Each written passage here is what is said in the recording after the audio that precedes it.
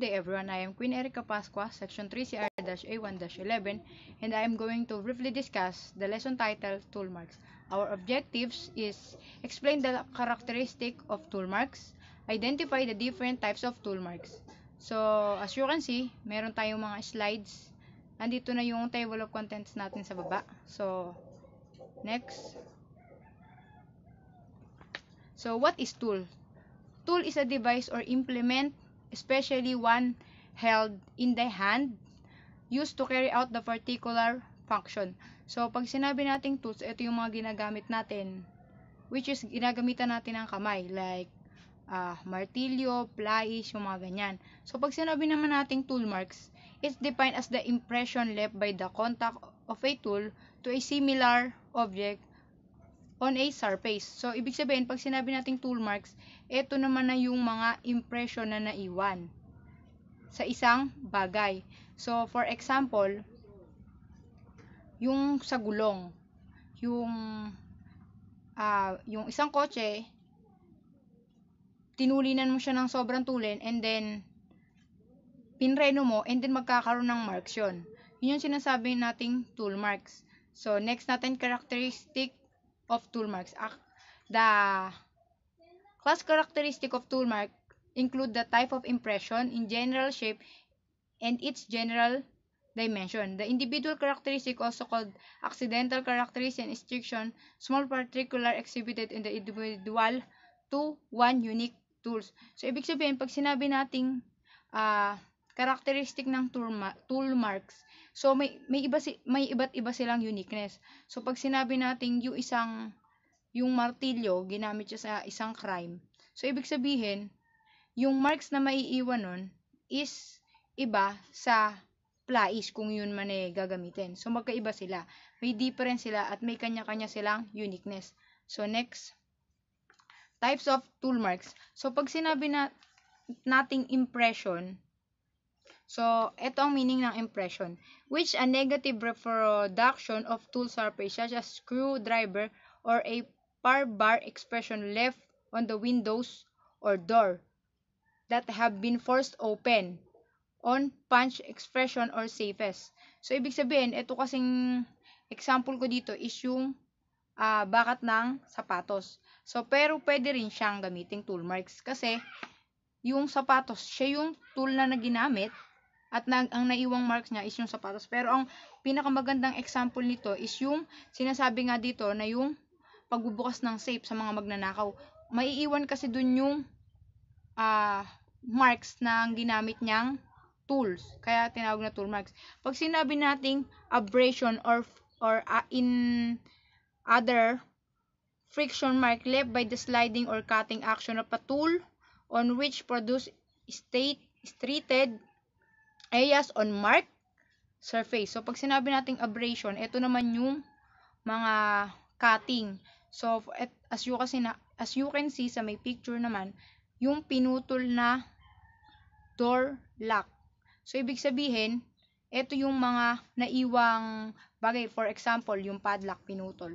So, yun yung example ng abrasion. So, next, major categories of tool marks. So, meron tayong major categories ng tool marks. So, pag sinabi nating cutting marks are produced along and the edge as surface is cut. So, ibig sabihin, ito yung mga bagay na pinuputol or napuputol. So, sabi pa dito, long edge as surface cut. So, ibig sabihin, mahaba siya. Yung pag sinabi nating cutting marks. And indentation. So, parang pag sinabi nating indentation pala, are made by tools when the surface against a softened surface, often coming a negative impression to the object received to the force. So, ibig sabihin, ito, as you can see, yung bakat ng sa gulong. So, pag masyadong malakas yung force na binitawan mo sa kanya, magkakaroon siya ng marks. So, for example natin, sa pader, pinukpok mo dun yung martilyo, makikita mo yung marks na may iiwan niya dahil sa force. So, ganun lang siya. So, parang sa isang victim, sa isang crime, pinatay yung victim gamit ang martilyo. So, yung tool marks, yung indentation na marks na may iwan dun sa victim, dahil pinukpok siya ng martilyo sa ulo, is yung marks nung bilog ng martilyo sa ulo niya. So, ganun siya. Yung may iwan dahil sa tool na ginamit. Next. 5 major categories of tool marks. So, ito medyo So, ito medyo mahaba-haba siya. Pero isa-isahin natin. First, the tool mark observed, measured, and described. So, syempre, hindi naman pwedeng hulaan mo lang kung anong tool yung ginamit sa isang crime. So, kailangan mong mag-observe. Then, pag napag-observe ka na, kailangan mo namang i-measure and i-describe. So, for example, yung sa mga talsik ng dugo, sa mga bakat ng paa, pwede mong gamitin yon para ma-measure kung ano siya at ma-i-describe mo na yon. Kung makikita mo na yung isang bagay, iba yung pagkakatalsik ng dugo, so ibig sabihin masyadong malakas yung turret, so mas madaming force yung binigay doon. So doon magkakaroon ka na ng ideya na hindi lang ito basta kutsilyong pinansaksak. So next, a photograph perpendicular to the tool mark. So ibig sabihin, dito, pipicturean mo siya ng perpendicular. Then, this provide permanent record as a class of some individual characteristics of the tool marks. So, ibig sabihin, yun na yung permanent na record mo. Pag kailangan mo na ng mag-pass ng report, yun yung ipapass mong report.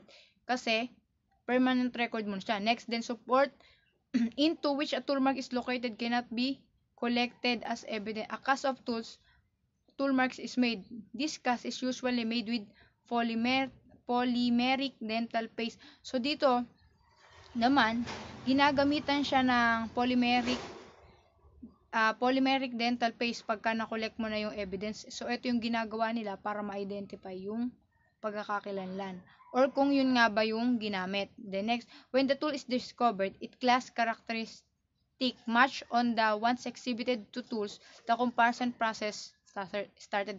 So, ibig sabihin dito naman, kung nakuha na yung tools na ginamit, or meron na silang example tools, pwede nilang i-comparison yun sa tools na meron sila para maging comparison niya. Then, comparison microscope is used to perform a comparison process. So, pati yung sa comparison microscope, ginagamit yun. Pati kasi yung maliliit na detail doon, kinukuha doon. So, that's all and have a good day.